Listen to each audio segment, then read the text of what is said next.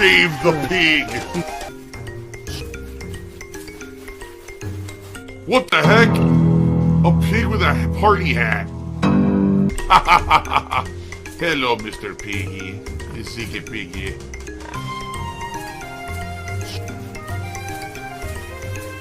Save the pig, the game. The whole game you're trying to save the pig's life. Help! Here's the deal about Mortal Kombat 1, alright? I'm more invested in Mortal Kombat 1 for the story. Alright? The narrative. And whatever single-player content there is, okay? There is other content. Of course, it's a multiplayer fighting game.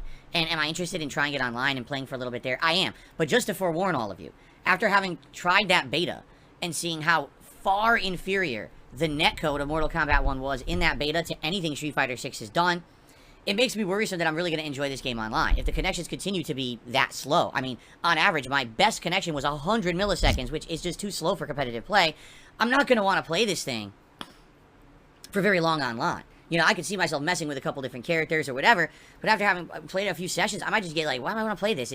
It's so inferior to Street Fighter 6 that I'm probably not going to want to care about it, right? But the narrative, the story of NetherRealm fighting games is always great. I'm excited to see this reboot plotline. And of course, this game supposedly has a whole new single-player mode to check out with all kinds of fun unlockables and challenges and things that might be fun to watch. So, for me, I've already bought Mortal Kombat 1. I already own it, alright? But the question is it worthwhile enough that you guys might want to see me get the earlier version? Much like how I just did with Starfield. Pay a little extra, you get the earlier version. Day one views, day one inflated views, make the money. The other question is, Jasper, you have a scratch on your ear here. You gotta be careful about that. You don't know the sharpness of your own claws. The other thing is, I don't know if Mortal Kombat actually offers an upgrade. Like, I pre-ordered the standard edition. Can I upgrade to the premium edition so I can get it early? Or because I pre-ordered the standard edition, am I boned? Am I locked into that and I can't upgrade? Because if I can't upgrade, then forget it. Then I'm not getting the premium edition. It's not even a consideration. You know, so I guess that's the real question here is what are the options? I don't know because I haven't... Say hello to the camera, Jasper Kitty. I don't know the options because I haven't looked into it detailed. I don't agree with early access to a fighting game. I just don't. I think it's incredibly stupid because that gives 5 days early access to people who paid extra, and they'll be better than the people who didn't. Just think about that. 5 days early access to Starfield, who cares? It's a single-player narrative game. It doesn't affect anything. 5 days early access to a competitive fighting game is incredibly fucking stupid. It's just a complete, unbalanced, nonsensical thing to do. NetherRealm doesn't care. They just want extra money. So, it's kind of annoying because I'm thinking, oh, I want to play the, the story, and if I don't play the story during the early access period, other people will already have covered it. And therefore, probably I'm shooting myself in the foot, and I'm not going to get as much attention on my story mode playthrough if, I don't play it on the 14. But I already bought the game to play the beta, and now I'm stuck with that version, right? It reeks of desperation. Oh, come on, please give me those day one views and extra monies. Please give me money, money, money. So how would I go about getting this refund? Because I'm seriously considering getting the upgraded edition to get it early. How do I get the refund? Without calling and sitting on hold for a fucking hour I don't have, how can I do that?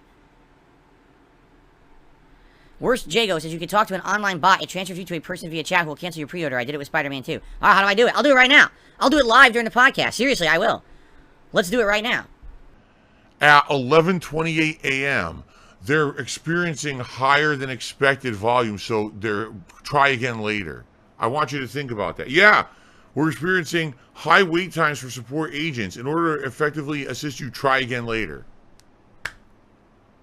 Hey, Sony, fuck you. Really, fuck you. That's insanely bad customer support, and you should kiss my fucking ass. Yeah, multi-billion-dollar company. Oh, we can only hire 2 support agents, so because we're busy, no refund for you, right? Fuck off. No, that kind of shit gets my goat. That's one of my pet peeves.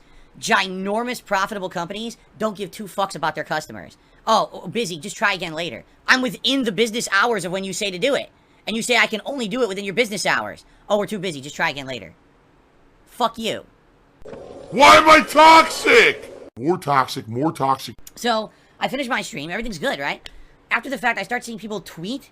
Well, I guess is it even called tweeting anymore, who knows? And also leaving comments on the videos. Oh, isn't it funny how Phil knew the optimal build for the C-Star boss? And I'm like, how did I know the optimal build? I'm like, wait a minute.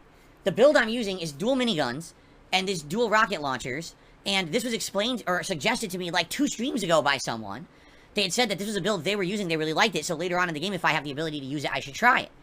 Then you get people complaining, oh, you see, he already knows the optimal builds. What are you talking about? It was a viewer-suggested build from 2 streams ago, and I just happened to use it. I mean, I was using tons of builds during this playthrough so far, so I don't get what you're saying. Then I start getting comments on videos. Oh, see, Phil copied Asmongold, because Asmongold used the dual minigun, dual missile launcher build his whole playthrough, and Phil obviously watches Asmongold and just copies everything he does. Isn't it funny? Because previously, also when he played Elden Ring, he had an Asmongold build. And I'm like, you guys gotta understand something, alright? I don't watch other streamers. I do not. If I ever watch another streamer, I'm watching them play a game after I've played it already. I never watch another streamer play a game ahead of me, because I don't want to spoil myself, ever. Alright? I have not literally ever seen a moment of Asmongold playthrough. Not once.